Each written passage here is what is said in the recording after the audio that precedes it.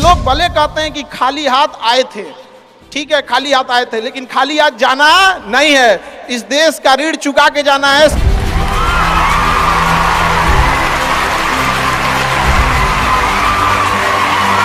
हमेशा याद रखिएगा, अकल बादाम खाने से नहीं ठोकर खाने से आती है। हमने इतिहास से यह सीखा है कि इतिहास से कोई कुछ नहीं सीखता।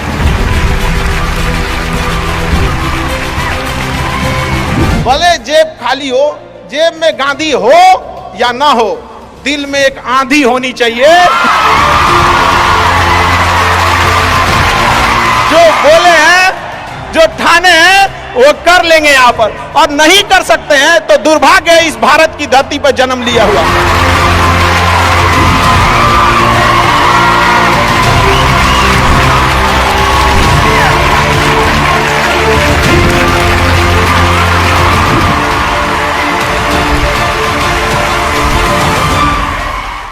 भारत में एंटरप्रेन्योर इतने बड़े संख्या में आ रहे हैं और काफी खुशी हुई इस चीज को देखकर कि भारत चेंजिंग की ओर जा रहा है। अब अपने ओर हमेशा सीखने की प्रवृत्ति रखिएगा। और आज के टाइम पे बाप रे, एक बहुत बड़ी समस्या ना कि दूसरे से प्रति जलन जरतुआही समझते हैं हम लोग। बिहार का ठेठ भाषा है, पता नहीं आप लोग समझते हैं कि नहीं समझ। मतलब कौन कितना खुश है, मतलब उसका पड़ोसी जितना दुखी है वो उतना खुश है। ये सब चीजों से थोड़ा आज के समय में अपने आप को थोड़ा बचा के रखने की कोशिश कीजिएगा लोग, क्योंकि किसी के जलन वगैरह से नहीं होता। अक्सर देखिएगा ना, चूंकि ये एंटरप्रेन्योर है, बिजनेस का चीज है, तो एक छोटा सा देखिएगा ना, गांव में किसी के पास समोसा का दुकान चल जाता तो उसके बगल में एक और समोसे खोल देता है। अरे आप बहुत सारी चीजें हो सकती हैं। आप डिसीजन आप कभी भी किसी और के मर्जी से इन्फ्लुएंस होके लीजिएगा, वो कभी डिसीजन सही नहीं होगा। डिसीजन आपका अपना होना चाहिए, आप क्या कर सकते हैं। और ये जिस दिन आप पहचान गए, उस दिन समझिए आधा काम आप अपने से कर दिए यहाँ पर। और वो सबके अंदर कुछ ना कुछ है, ऐसा नहीं है कि ऊपर वाला आपको खाली हाथ भेजा, सबके अंदर कुछ ना कुछ है। और ये लोग भले कहते हैं कि खाली हाथ आए थे, ठीक है खाली हाथ आए थे, लेकिन खाली हाथ जाना नहीं है। इस देश का ऋण चुका के जाना है, समाज को कुछ दे के जाना है, एक अच्छे सिद्धांत, अच्छे कर्म को दे के जाना है। क्या कोई कह सकता है कि अब्दुल कलाम खाली हाथ गए थे? नहीं खाली हाथ गए थे। विवेकानंद खाली हाथ गए थे? अंबेडकर साहब खाली हाथ गए? नहीं गए। तो इस देश में हम खाली हाथ जरूर आए थे, लेकिन इस देश का कर्ज उतारना है, खाली हाथ लौटना नहीं है। कुछ ऐसे सिद्धांत अपने साथ है, कुछ अपने पीछे कुछ यादें छोड़ के जाना है, जिससे कि दुनिया याद कर सके हम लोग को। और हमेशा चीजों में ना अपनी ईमानदारी करिएगा। आप कितना ईमानदारी से काम करते हैं, कितना लगन से काम करते हैं, सफलता इसी चीज पे डिपेंड करती है। बाकी ऐसे चीजें कि भाई ये करना चाहिए, बस आप कितना समय दिए हैं किसी चीज को, कितनी ईमानदारी से किए हैं, ये मायने रखता है आपको। आप किसी चीज को समय नहीं दीजिएगा, कभी सफल नहीं हो सकते हैं। और एंटरप्रेन्योर और बिजनेस, इस सब की चीज़ों में एक चीज़ बहुत बड़ी डिलेमा होती है ना, कि सोचते बड़ी ज़्यादा हैं लोग, प्लानिंग बहुत करते हैं। 6 महीना से उसका प्लानिंग ये चल रहा है। अरे भाई 6 महीना में कमवा शुरू किए रहते तो कुछ एक्सपीरियंस हो गया रहता, कुछ ठोकरें लगी होती। शुरू कर दो, चाहे जैसे करना है। यहाँ पर ऐसा थोड़ी हो सकता है कि एकदम फिनिश होकर काम करे। हर चीज, जमीन से कभी पेड़ नहीं निकल सकता, पौधा ही निकलेगा। आज सीखिए, क्योंकि अगर कल कोई शुरू करता है आपके बाद, तो आपके पास उससे एक दिन का एक्स्ट्रा एक्सपीरियंस रहेगा। और हमेशा याद रखिएगा, अकल बादाम खाने से नहीं ठोकर खाने से आती है। जितना ज्यादा आप ठोकर खाएंगे, उतने ज्यादा अकल आने वाली है। दुनिया का कोई इंसान जो सफल है कह दे कि हमको ठोकर नहीं लगा है, या कोई कह दे कि हम एक ही बार में यहाँ आए हैं, कभी नहीं आ सकते हैं। यहाँ पर स्टार्टिंग कीजिए, यहाँ पे ज्यादा प्लानिंग के चक्कर में नहीं रहे। कितना अच्छा आप प्लानिंग करके आइएगा ना, कुछ चीजें गड़बड़ होंगी। क्योंकि किताबी नॉलेज, ये मोटिवेशन, ये सब चीजें, ये एक अलग चीज है। धरातल पे उतर के जाइएगा ना तो अलग चीज है यहाँ पर। और कभी बिहार में आके देखिएगा तो एकदम में अलग मिलेगा। तो कितना ठोकर लगा है, ये बहुत मायने रखता है। क्योंकि ठोकर नहीं लगेगा ना, जिस पत्थर पे चोट नहीं पड़ती वो कभी मूर्त नहीं बनता है। तो इसलिए जितना आपको चोट लग रहा है, तो ये आपके लिए अच्छी बात है। क्योंकि बड़े बड़े लोगों की जिंदगी में मुसीबत आती है, वो मुसीबत ही आती है बड़े जिन लोगों के लिए, क्योंकि फिल्म में जो सबसे टफ रोल होता है ना, वो बढ़िया हीरो के कंधे पे दिया जाता है। तो ये पृथ्वी पे भी ना ऊपर वाले को पता है कि ये बढ़िया हीरो है, इसको थोड़ा सा हम रोल देते हैं बढ़िया। तो बड़ी जिम्मेदारी देने से पहले ऊपर वाला भी ना आपको टेस्ट करता है, टेस्ट करके ही देखेगा कि नहीं करेगा। हम लोग छोटा सा कोई सामान खरीदते हैं तो उसको ठोक बजा के चेक करते हैं कि सह लेगा कि नहीं सह लेगा। एक छोटा सा बर्तन कोई खरीदने जाता है तो पटक के दिखाता है, देखिए मजबूत है। तो ऊपर वाला भी जब आपको बहुत बड़ा जिम्मेदारी देने वाला होता है ना, तो पहले सोचता है कि इसका थोड़ा सा टेस्ट कर ले। बहुत लोग टेस्टे में भाग जाते हैं, ए भगवान हमरा काहे लिए तुम मुसीबत लाया। यार जब ऊपर वाला तुमको खुशी दिया था तो थैंक यू कहना भूल गए थे, और जब मुसीबत दिया चेक करने के लिए तो परेशान हो गए। यहाँ पर इस चीज़ों से घबराना नहीं चाहिए किसी को। जिसके जिसके जीवन में कठिनाई आ रही है, आप समझिए कि आप एक सही रास्ते पे जा रहे हैं, क्योंकि वही रास्ता सफलता का है। और अगर आपके जीवन में कठिनाई नहीं आ रही है, आप गलत रास्ते पे हैं, क्योंकि सफलता का रास्ता बहुत कठिन होता है। और अभी डिजिटल इंडिया है गया, सबके हाथ में मोबाइल हो गया है। एक चीज अगर आप बहुत आगे बढ़ेंगे ना, तो एक प्रॉब्लम फेस करेंगे। बिना मतलब लोग आपके ऊपर उंगलियां उठाने लगेंगे, बिना मतलब, जिनको कोई मतलब नहीं। आप देखिएगा तो मतलब अजीब लगेगा। इस सब चीज़ों से कभी मत घबराइएगा। ये कॉस्ट होगी, आपको चुकानी पड़ेगी जब आप बहुत आगे जाएंगे। तो आप लोग बहुत आगे जाएंगे तो पहले से माइंड में कब करके रखिएगा। कुछ लोग होंगे जो बिना मतलब आपसे सवाल पूछेंगे, इन लोग को कभी इंटरटेन मत कीजिएगा, क्योंकि अब भाषा थोड़ी हार्ड हो जाएगी, लेकिन एक हार्ड हो जाएगा तो हो जाएगा। बस भाषा, भाव को समझिएगा, भाषा का नहीं। कि कुत्तों की रेस में दौड़ने से घाटा यह है कि जीतने के बाद भी कुत्ता ही कहलाएगा आदमी। एक बार एक रेस में ना कुछ कुत्तों को दौड़ाया गया, बीच में शेर बांधा गया कि कौन तेज दौड़ता है। शेर दौड़ा ही नहीं, कहा कि जीत के भी क्या फायदा, जीतने के बाद वो कुत्ता कहलाएगा। समझा? तो जब आप आगे बढ़ेंगे ना, तो ये कॉस्ट है, समझिएगा इस चीज को। पहले ये कम था, क्योंकि पहले लोगों के पास में हाथ मोबाइल वोबाइल कुछ नहीं था, मतलब कानाफूसी में रह जाता था। लेकिन अब ये बहुत बड़े पैमाने पे हो गया। तो ये सब चीजों से बचिएगा, और ये आएगा आपके साथ में लाइफ में। ये चीजें जैसे हम आपको छोटा सा मतलब व्यवहारिक चीज पे बताते हैं। जब बहुत आगे जाएंगे ना, तो कुछ कहेंगे अरे इसका प्रोडक्ट खराब है, इसका ये चीज, मतलब कुछ ना कुछ बोलेंगे। उसको बस ऐसे समझिएगा कि जब आप बढ़ते हैं तो आपके चेहरे पे कभी कभी कुछ दाने निकल जाते हैं, उसको छेड़ा नहीं जाता है। 10 दिन 15 दिन बाद वो खत्म हो जाता है, फिर दिखता तो है तो आपका चेहरा ही दिखता है। और ज्यादा खखोरेंगे ना तो उधर के बर्बाद कर देगा आपको। हम निकला है, छोड़ दीजिएगा उसको। एक समय आएगा जब आप ही जाने जाएंगे। यहाँ लोग किस चीज पे नहीं उंगलियां उठा देते हैं, भगवान को उंगलियां उठा दिए लोग। अग्नि परीक्षा भगवान को देना पड़ा, हम लोग की क्या औकात है जी यहाँ पर। इसलिए भैया इस सब चक्कर में नहीं पड़िएगा आप। जो है वो एकदम परफेक्ट है, चाहे जैसे भी। गलतियां सबसे होंगी, जो गलती करिएगा उसको एक्सेप्ट कर लीजिएगा। हाँ हमारे पास ऐसे गलती हो गई, नेक्स्ट टाइम से हम सुधारेंगे, बट कोशिश कीजिएगा गलतियां ना हो। लेकिन सबके जवाब देने की कोशिश मत कीजिएगा। आप इंसान है, कोई डिटर्जेंट नहीं है कि सफाई करते चलते हैं आप। और काबिल इतना बनिए ना कि लोग आपको रोकने के लिए ना साजिश करना पड़े, कोशिश नहीं। उस लेवल पे जाइए आपको। यार ये कैसे आगे निकल गए यहाँ पर।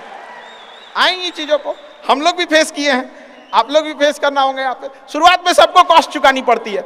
और ना लोग कहते हैं कि सबके अंदर कोई यूनिक क्वालिटी होती है। इसको पहचानने का एक तरीका होता है। जब आप मुसीबत में फंसेंगे ना, तो वही काम कीजिएगा जो आपको सबसे अच्छा आता है, सबसे अच्छा आता है। आप मुसीबत में फंसेंगे। हम लोग जब इंटर पास किए थे तो हम लोग के सामने भी फाइनल क्राइसिस आया था। सबसे पहले वेल्डिंग मारना चालू किया था आदमी, बिना किसी काम का किसी दुकान पे बैठ के वेल्डिंग मारते रहो। अरे सही भी मारते थे तो 4 को चीज सुना देता था। यार ऐसे नहीं, ऐसे होता है, क्या बात करते हैं, बढ़िया मारते थे और वही सुन लेता था आदमी यहाँ पे। फिर धीरे धीरे किसी को पढ़ाना धीरे धीरे चालू किया आदमी। कुछ दोस्तों ने कहा कि भाई तुम पढ़ाओ, ठीक पढ़ाता है, तो आदमी उधर चला गया। तो आपको भी पता है कि आप किस चीज में अच्छे हैं, तो धीरे धीरे अपने आप के अंदर वो पहचानिए, उसको सुधारने की कोशिश कीजिए। और इधर उधर ज्यादा ध्यान नहीं दीजिए। मुसीबत आए तो अपने आप को एक बार थपथपाइएगा कि हाँ आप उस इलीट क्लास में हैं जिसके सामने मुसीबत आई है। और एक समय आएगा कि जब आप इस मुसीबत को पार कर जाएंगे, और एक समय आएगा कि जब यहाँ आके आप अभी अपनी संघर्ष की कहानी बताएंगे कि हम भी ऐसा थे। और हम आप सबसे यही उम्मीद करते हैं कि भगवान से भी हाथ जोड़ के यही दुआ मांगते हैं कि जितने लोग हैं देश के, सबको एक दिन अपनी कहानी सुनानी पड़े, क्योंकि यह देश वीरों की धरती है, वीरांगनाओं की धरती है। यहाँ पर हर बच्चा यहाँ का फौलाद है अपने आप में यहाँ पर। तो ये वक्त है अब ऋण चुकाने का।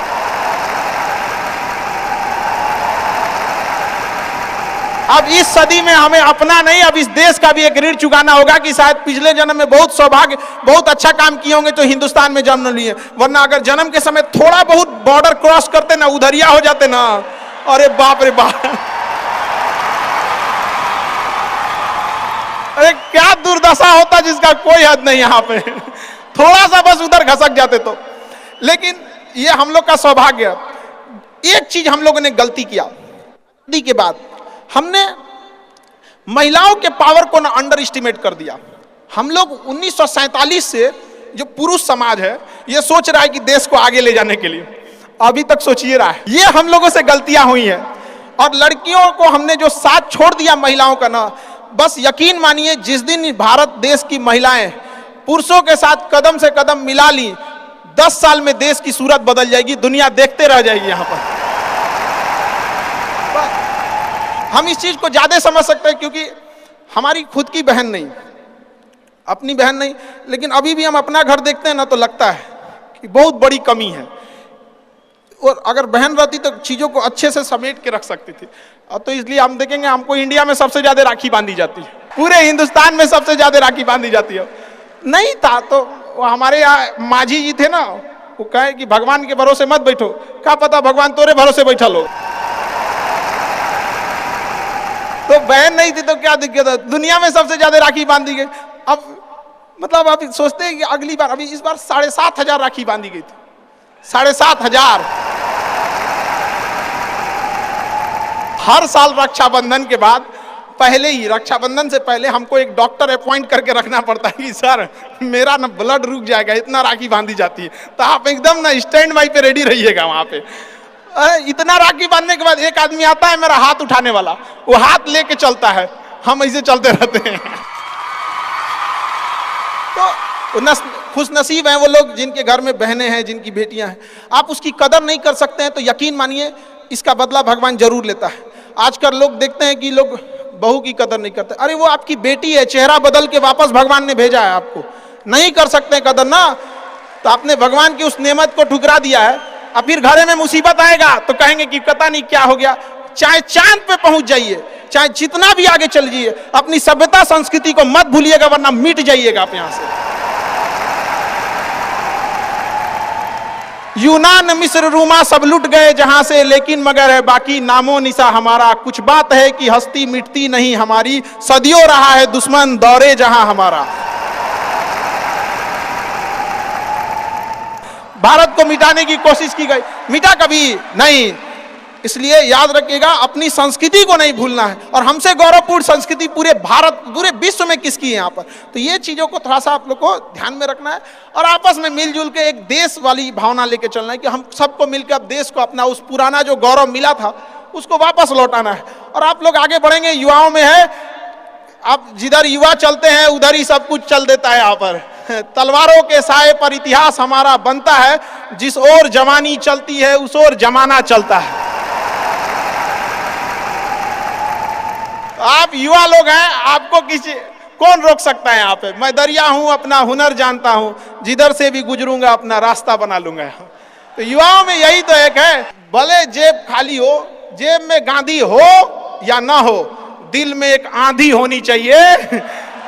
जो बोले हैं, जो ठाने हैं वो कर लेंगे यहाँ पर, और नहीं कर सकते हैं तो दुर्भाग्य है इस भारत की धरती पर जन्म लिया हुआ, ये व्यर्थ हो जाएगा यहाँ पर। तो एक कहानी लिखना है जो आगे जाके सबको सुनाना है, और हर उस घर में 2 किलो अलग से मिठाई जाएगी जिस घर से आवाज आई थी कि इससे नहीं हो सकता है, अलग से एकदम ले भैया तोरे लिए स्पेशल है यहाँ पर। एकदम तारीफ करने वालों की कमी हो जाए, जलने वालों की कमी नहीं होना चाहिए। एकदम मिसाल बनिए। आप सब लोग को, हमारा आप सब लोग को ढेर सारा शुभकामनाएं, दुआएं। आपके ठोकरें आएंगी, लगेंगी ठोकरें, उसी को ठोकर लगती है ना जो चलता है, जो सुतल है बेड पे, ओकरा कौन ची का ठोकर लगने वाला है। और ठोकर नहीं लगेगी तो नहीं आगे बढ़ सकते हैं। कामचोरों से तो इंडिया परेशान है, जो कुछ नहीं करता वो भी संडे को आराम करता है। अरे तोरे लिए कौन सी का संडे यार, काम बस ईमानदारी से कीजिए। हम लॉकडाउन का एक छोटा सा एग्जांपल देते हैं। हमारे यहाँ एक लेबर था, जो नहीं काम करते हैं लेबर लोग, उनकी बहुत दुर्दशा हो गई लॉकडाउन में। रियल में एक्चुअली उनके साथ प्रॉब्लम क्या है ना, they don't have backup money. वो डेली कमाने वाले हैं, डेली खाने वाले हैं। उनका अगर 10 दिन का दिहाड़ी बंद हो गया ना तो उनके लिए बहुत दिक्कत आ जाती है। और लॉकडाउन में बेचारों के साथ क्या हो गया, अब इतनी पॉपुलेशन है, गवर्नमेंट भी कितना को देख सकती है, एक लिमिटेशन है वहां पर। तो उसके साथ बहुत दिक्कत आ गया। तो हमसे बेचारे, हम भी लॉकडाउन में खाली बैठे थे, तो हमसे बोले कि देखिए एक तो काम नहीं मिलता है तो हम लोग को महीना में 20 दिन मिलेगा, 22 दिन मिलेगा, हम लोग के पास बैकअप नहीं होता है। तो उसको हमने एक छोटा सा बात बोला कि भाई देखो, एक काम बस मेरा 1 महीना करके देखना, नहीं अच्छा लगे तो छोड़ देना। काम पे जाते कितने हो, तो बताया कि 8 बजे जाते हैं। अलग अलग शहर में वो काम करने वाले मजदूर जो आते हैं, मिस्त्री, उनका टाइमिंग अलग अलग हो सकता है। हमारे यहाँ 8 बजे आते हैं लोग, और फिर दोपहर में लंच करते हैं, शाम में 4-5 बजे 5 बजे चले जाते हैं। तो कहे 8 बजे के काम में आप कितने बजे जाते हो? कहा कि सर वही पहुँचते पहुँचते 7:15 हो जाता है, खैनी उनी बनाते चाय पीते 8:30 हो जाता है। हम कहे एक बात बताओ, ये आधा घंटा तुम किस में काटे? तो कहा कि जहां काम करने गए ना उनके में से। हम कहे नहीं, यही इस गड़बड़ है। आप अपनी जिम्मेदारी में से आधा घंटा काट लिए थे, आप वहां 15 मिनट पहले पहुंच के देखो। तो कहे आई क्या बोलते हैं मास्टर, पगला गए हैं एकदम। हम भाई देख तो 1 महीना काम करके देखो, बस तुम वहां 15 मिनट पहले पहुंच के देखो। वो इंसान 15 मिनट पहले पहुंच जाता था, 5 मिनट पहले ही काम चालू कर देता था, बाकियों के आने से पहले। लंच पे जाते थे तो जब सब चले जाते थे 1-8 मिनट लेट से लंच जाते थे, कुछ नहीं होने वाला है। 1-8 मिनट लंच के खत्म होने से पहले ही चले आते थे, बाकी लंच खत्म हो गया 10 मिनट बाद आ रहा है, वो लंच खत्म होने से 1-8 मिनट पहले ही चले आते थे। जब सारे लोग 5 बजे चले जाते थे तो 5:05 पे जाते हैं। तो हमसे कहें कि खान सर ये आप बता रहे हैं नहीं, बहुत उटपटांग बात बता रहे हैं आप। तो भैया 1 महीना काम कर लो, हाथ जोड़ लेते हैं। आज के टाइम पे जब वो 1 महीना काम किया, 10 दिन के अंदर लोगों को हो गया यार कितना ईमानदारी से काम करता है। आज उसको फोन से लोग बोलते हैं कि भाई मिस्त्री खाली हो, फोन से बोलते हैं। और लोग क्या कहते हैं पता है, इसको काम दे देंगे ना तो टेंशन नहीं है, टेंशन नहीं है, काम वही है। आप दुनिया में कुछ भी कीजिए, बशर्ते क्या कीजिए, ईमानदारी से। और आपके यहाँ जो काम करने आ रहा है ना, प्लीज उसका भी आप लोग, मतलब जो भी आप लोग एंटरप्रेन्योर है तो आपके अंडर में भी लोग काम करेंगे, उसका भी ध्यान रखिएगा एक परिवार की तरह। ये नहीं कि उसका भी रोक रख के सैलरी रख ले 2 महीना 3 महीने का, और उसके बाद कहेंगे कि चौपट काय हो रहे हैं। ऊपर वाले की लाठी में आवाज नहीं होता, इस चीज को हमेशा याद रखिएगा। देखिए जैसे बड़ी कंपनी, याद रखिएगा, बड़ी कंपनी कस्टमर तक डायरेक्ट नहीं पहुंचती है, बीच में एक डिस्ट्रीब्यूटर रखती है, डायरेक्ट कस्टमर को सामान नहीं बेचती है। अगर किसी बिस्किट कंपनी को तो सोचिएगा बिस्किट डायरेक्ट नहीं देगी, बीच में क्या रखती है, डिस्ट्रीब्यूटर रखती है। उसी तरह ऊपर वाला भी ना सबको हाथ में डायरेक्ट पैसा नहीं देता है, बीच में एक डिस्ट्रीब्यूटर रखता है। हो सकता है आप एंटरप्रेन्योर वही डिस्ट्रीब्यूटर है, आपके माध्यम से गरीबों का चूल्हा जलता है, आप मत मारिएगा। आप प्लीज उन गरीबों का हक मत मारिएगा। नहीं तो बड़ी कंपनी को दिख जाता है कि ये डिस्ट्रीब्यूटर ठीक नहीं है तो उस डिस्ट्रीब्यूटर को चेंज कर देता है।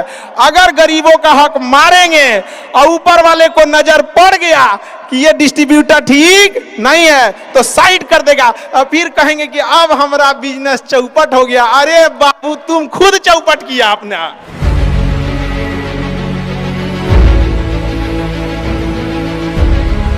दो तरह के सवालों का जवाब आपको इस वीडियो में मिलेगा, एक इंस्पिरेशन और मोटिवेशन, क्योंकि खान सर आ रहे हैं, आपके हर सवाल की बॉल पे मारेंगे 6, आपकी कंफ्यूजन को कर देंगे एकदम फिक्स। खान सर आपको अमेजिंग सवाल जवाब में चर्चा करेंगे। एक और मैं आपको फ्री में जबरदस्त आइडिया दे रहा हूं, अगर आपके बिजनेस पे कोई सवाल है, उसका कोई जवाब नहीं मिल पाया, चाहे वो कैश फ्लो का है, मैन पावर का है, बिजनेस में जे कर्व लाने का है, नया कस्टमर लेकर के आने का है, कंपटीशन को बीट कर देने का है, नई टेरिटरी, नया मार्केट, नया रिटेल आउटलेट, नया डिस्ट्रीब्यूशन नेटवर्क, मैं होलसेलर बनना चाहता हूं, मैन्युफैक्चरर बनना चाहता हूं, मैं एक्सपोर्ट करना, इंपोर्ट करना, ना ई कॉमर्स पर जाऊंगा, मेरे पास मैन पावर नहीं आती, टिकती नहीं, अरे पेमेंट की दिक्कत आ रही है, अरे पीछे पैसा फंस गया, मुझको लोन कैसे मिले, कितनी तरह की समस्याएं। इस पर तो कोई सवाल है आपका? तो मैं उसका फ्री में आंसर दूंगा। आपकी कंफ्यूजन सोल्यूशन मेरा, हिंड्रेंस आपकी, गाइडेंस मेरी, रियल टाइम दूंगा आप ही की भाषा में। हिंदी में पूछ लो, इंग्लिश में पूछ लो, गुजराती में पूछ लो। Ask doctor Vivek Bindra, hashtag ask doctor Vivek Bindra. इस वीडियो को शेयर करिएगा खान सर के और हैशटैग यूज करिए आस्क डॉक्टर विवेक बिंद्रा। कोई संकोच नहीं, मेरे संग कोच है। आपको क्या बोलना है? आपको कोई संकोच नहीं, आपके संग कोच है। कोच कौन? डॉक्टर विवेक बिंद्रा। तो आपको एक लिंक दे रहा हूं, उस लिंक पे जाना है और जाकर के जो भी बिजनेस का सवाल है मुझसे पूछना है। पैसे नहीं लगेंगे। 5 सवालों के उत्तर तो फ्री दूंगा। उसके बाद आपका मन करे तो आप आगे हमारा कोई प्रोग्राम ज्वाइन कर सकते हैं। मैं आपका 24 घंटे 7 दिन का कोच हूं। हाँ, आप कोई जरूरी नहीं आपको पैसा खर्च करना है। 5 सवालों के जवाब आपको फ्री दूंगा। लिंक पे जाओ, अपना सवाल पूछो और मुझसे डायरेक्ट आंसर लो। अब सुनते हैं वो जवाब जो कि खान सर देने वाले हैं। धन्यवाद।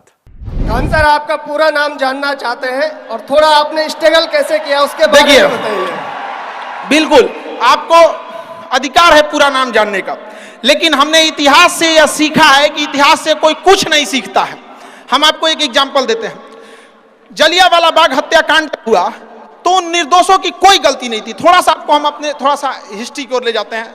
आप बिजनेसमैन है, शायद इंटरेस्ट ना हो तो खैर थोड़ा सा तो जलियांवाला बाग में जब हत्याकांड हुई, जनरल ओ डायर ने जनरल आर डायर को कहा कि गोली चला दो। उस चोट्टे ने गोली चला दिया, लेकिन आदेश दिया था जनरल ओ डायर। गोली मारा गया। उन निहत्तों की क्या गलती थी? न जाति देखी गई, न मजहब देखा गया, गोली मार दिया गया। उस गोली मारने के 21 साल बाद 1919 की घटना है। 1940 में उधम सिंह, भारत का वह वीर सिंह अमर रहे।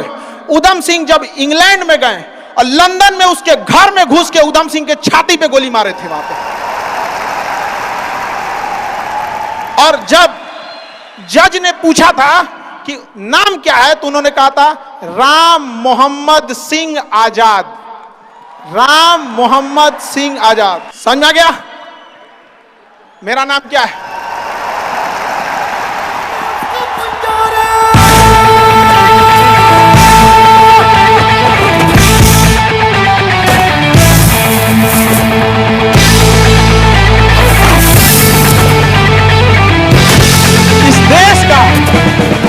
इस देश का इतना गौरवपूर्ण इतिहास अगर हम भूलेंगे तो इतिहास माफ नहीं करेगा और उन शहीदों के लिए यह एक शर्म की बात हो जाएगी। उनकी आत्मा को उस दिन गर्व महसूस होगा जब हम सब अपनी जाति, धर्म, मजहब छोड़कर एक हिंदुस्तानी कहलाएंगे। यहां पर जब हम गुलाम थे तो हिंदुस्तानी थे। आजादी ने हमें हिंदू मुसलमान बना दिया। यहां पर आज भी अगर आप कहते हैं कि मेरा नाम क्या है, तो सुनिए आपको जवाब। मेरा नाम क्या है? I am Indian.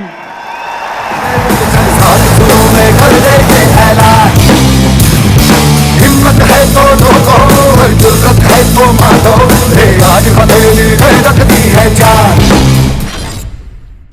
मेरी एज अभी 21 है, ठीक है। तो मैंने अभी रिसेंटली कॉर्पोरेट लाइफ में एंटर किया है। तो मैंने चाणक्य नीति पढ़ी थी। तो चाणक्य नीति में चाणक्य जी एक चीज बोलते हैं। वो कहते हैं कि जंगल में जो टेढ़े पेड़ होते हैं वो बाद में कटते हैं, लेकिन जो जंगल में सीधे पेड़ होते हैं वो तुरंत कट जाते हैं। तो आप मतलब तो समझ गए होंगे कि लाइफ में क्या करना चाहिए और किस तरीके से हमें मतलब टेढ़े बन के रहना चाहिए कि अपने सीधे बन के रहना चाहिए। देखिए, समझिए ध्यान से। जैसा देश वैसा भेष। अगर प्यार से बात करने वाले हैं तो प्यार से बात कीजिए। सब लोग प्यार से नहीं मान सकते हैं, और अगर सब प्यार से मान सकते थे तो बांसुरी बजाने वाला कृष्ण कन्हैया कभी महाभारत होने नहीं देते। लेकिन एक चीज हमेशा याद रखिएगा, अगर आप किसी से अकड़ जाते हैं, रूडली बात कर लेते हैं, तो फिर प्यार से बात करने का ऑप्शन हमेशा के लिए खत्म हो जाता है। हमेशा के लिए खत्म हो जाएगा। फिर आप उसे प्यार से नहीं समझा सकते। लेकिन अगर आप उसे शुरुआत में प्यार से डील करते हैं तो अकड़ने का ऑप्शन तो लास्ट तक रहता है। तो ये शुरुआती ऑप्शन गड़बड़ नहीं कीजिएगा। और मिजाज में कुछ सख्ती भी जरूरी है, वरना लोग पी जाते अगर समंदर खारा ना होता। अपने आप को इतना भी सस्ता मत कीजिएगा कि 2 कौड़ी का इंसान खेल के चला जाए। ठीक है? तो आपका एटीट्यूड डिपेंड करना चाहिए सामने कौन है। एक जैसा नहीं। हाँ, अतिथि देवो भव है। इसी चक्कर में अंग्रेज धो के चल गए हम लोग। और हम लोग रहते वास्को डिगामा को बांध के मारते पहले। मैं 3 विद्यालय का संचालन कर रहा हूं और वर्तमान में कानपुर देहात में सबसे टॉप में विद्यालय है। मैं चाहता हूं कि उस संस्था को प्रदेश और देश लेवल पर ले जाऊं, तो क्या उसके लिए सुझाव चाहता हूं आपसे। सर थोड़ा सा एक चीज करिएगा, आप संस्था को टॉप या संस्था को बेहतर से बेहतर आप एक कोशिश कीजिएगा कि संस्था में पढ़ रहे वाले बच्चों को टॉप करा दे। बस वो बच्चे टॉप रहने चाहिए। सर हमारी संस्था में जाएंगे, वो गोदाम था, अनाज रखने वाले गोदाम को हम क्लासरूम बनाए हैं। हमारे यहाँ लगभग 200-250 लड़के जमीन पे बैठ के पढ़ते हैं। हमने कभी संस्था पे ध्यान ही नहीं दिया, जब भी ध्यान दिए बच्चों पे ध्यान दिए। तो सर एजुकेशन में वो करना है कि वो बच्चे ब्रांड एम्बेसडर बने आगे जाके।